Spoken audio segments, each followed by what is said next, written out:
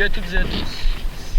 On se retrouve pour une petite vidéo donc en amont d'un barrage, donc sur un poste que j'affectionne particulièrement pour le leurre souple.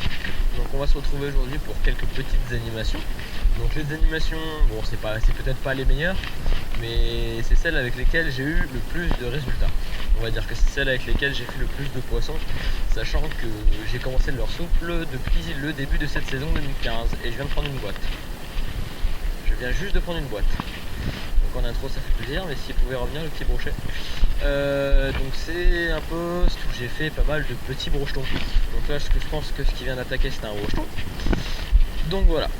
Donc sur mes animations, donc pour le leurre souple, alors là par contre mon leurre souple a un petit problème, son œil se barre, on va lui enlever. Je vais garder là, je le reprendrai plus tard. Donc pour les leurres souples en soi, je pêche le plus souvent avec du shad. Donc c'est je pense après ça dépend du goût, hein. C'est le leurre pour lequel je vais avoir le plus de facilité à prendre du poisson. C'est un leurre qui est quand même assez passe-partout, qui a une nage après dépendant de la queue du leurre, donc ça veut dire des vibrations qu'il va produire dans l'eau.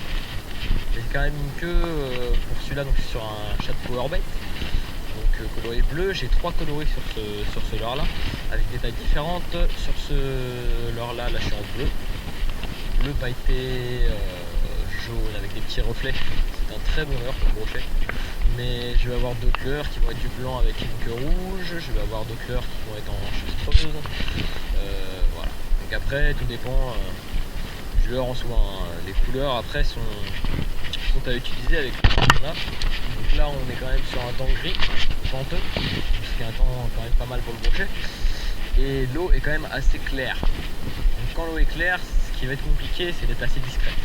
Donc tout ce qui va être leurre fluo, tout ce qui va être leurre avec des couleurs qui sont pas naturelles, vont quand même avoir tendance à alerter le poisson. Donc après soit on tombe sur un brochet ou d'autres poissons, je vais encore prendre une boîte dis donc, ou sur un brochet ou sur un autre poisson qui va vraiment être agressif, qui va vraiment chercher à se nourrir, et là on peut avoir des résultats. Soit on va carrément alerter le poisson, l'inquiéter et se dire, lui il va se retrouver avec un leurre comme ça, il va dire qu'est-ce que c'est ça, il va nous cramer quoi. Clairement on est un peu grillé.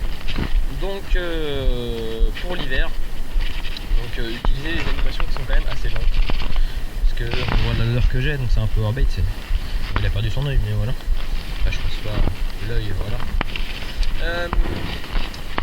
Des animations très lentes. Je pense que les poissons en hiver c'est quand même assez ralenti, on va pas se le cacher, ils sont quand même assez faibles, ils vont limiter leur déplacement, chercher à se déplacer vraiment un minimum pour avoir de la rentabilité sur de la nourriture, se rabattent aussi sur des très grosses proies, donc vraiment en hiver pas hésiter à prendre des gros leurres. Je pense que moi je le fais pas assez, là je suis encore sur du leurre 11 cm, c'est toujours un peu petit, toujours privilégier des plus gros leurres, des leurres de taille quand même assez raisonnable, parce que le brochet, le cendre, le figure aussi dans le fond, mais tous ces poissons là qui sont quand même des carnassiers assez volumineux vont chercher des proies assez grosses pour se nourrir, comment dire, bien se nourrir sur une seule proie, donc éviter les déplacements comme en été, là il y a plein de proies, il y a plein de petits poissons, donc c'est un peu la fête, ils peuvent se permettre de se nourrir abondamment. En hiver c'est pas du tout le cas, ça va être vraiment une proie pour plusieurs repas équivalents à l'été. Donc les animations que je vais utiliser principalement en hiver, ça va être ça: une grande tirée, je laisse retomber mon leurre, j'accompagne la descente. Une grande tirée, je laisse retomber mon leurre, j'accompagne la descente en moulinant. Une grande tirée, j'accompagne ma descente, je mouline. Et c'est tout le temps comme ça. C'est-à-dire que ça va être des grandes tirées, après on peut voir avec des tirées un peu plus amples, un peu plus sèches. C'est des tirées assez amples. Et j'accompagne la descente. Ample, j'accompagne la descente. C'est vraiment que ça. Ce qui fait que mon leurre en fait dans l'eau, il va monter, il va redescendre, il va monter, il va redescendre. Et souvent, le fait de garder le fil tendu à la descente va permettre que si vraiment il y a une touche dans la descente, au leurre on va quand même avoir beaucoup de décrochés ou de ratés au niveau de la descente. Parce que souvent on ne contrôle pas assez bien sa descente, donc forcément on rate nos poissons.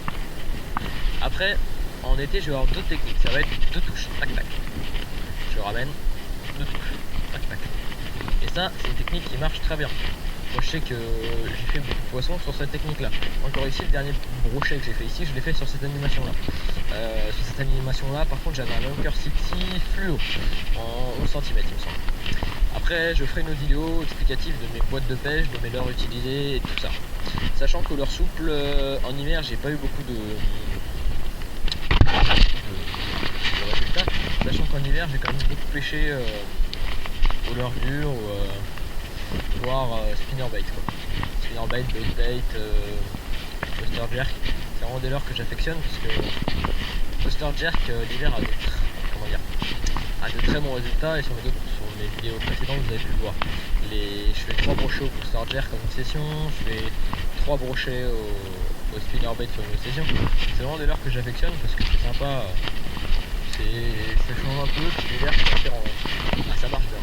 Donc enfin le leurre souple, je ne dis pas oublier, je pense que pour l'hiver c'est un des leurres qui va rapporter quand même pas mal de poissons, du fait qu'on va pouvoir ratisser un secteur large. C'est-à-dire qu'au niveau des animations, on peut autant taper sur du fond, donc des poissons qui vont être plus au fond, autant sur milieu que surface solitaire, ça dépend si on fait du linéaire et ça va jouer sur la tête tombée qu'on va mettre. Mais sinon, on peut à peu près avoir comme surface d'animation, on peut avoir à peu près tout. Donc c'est ça qui va être intéressant avec cela, voire même tout en faisant comme je vous disais des grandes tirées, on remonte jusqu'en haut, on laisse redescendre jusqu'en bas. Des grandes tirées, on laisse retomber et on ramène. Après voilà. Je pense que ces animations là sont celles qui me correspondent le mieux, mais après ça dépend des gens, je sais que ça dépend des points, ça dépend des poissons en soi, mais on va peut-être voir des petits plus sèches que ça, comme ça. Après ça dépend de vous. Voir ce qui marche le mieux, vos résultats. Après moi je sais que ces techniques là marchent bien vers chez moi. Après j'ai pas la science infuse, ce que je dis c'est vraiment par expérience. Et après c'est ce que je conseille pour ceux qui débutent dans la pêche. Après comme je dis, moi je reste quand même un hobby, je suis pas un professionnel. C'est vraiment tout à fait sommaire. Il y a des techniques qui sont bien plus complexes que ça et qui demandent beaucoup plus de précision. Mais après c'est des techniques que je vois qui marchent un peu. Ah ouais, donc je pense que cette vidéo aidera peut-être la plupart des gens qui vont avoir du mal à trouver des techniques en hiver. N'hésitez pas à aimer la vidéo et à partager la vidéo si ça vous a plu. Et peut-être orienter vos amis pêcheurs sur cette vidéo pour qu'ils puissent se renseigner sur les techniques qu'on peut avoir en hiver. Donc voilà, j'espère que la vidéo vous a plu, puis je vous dis à la prochaine.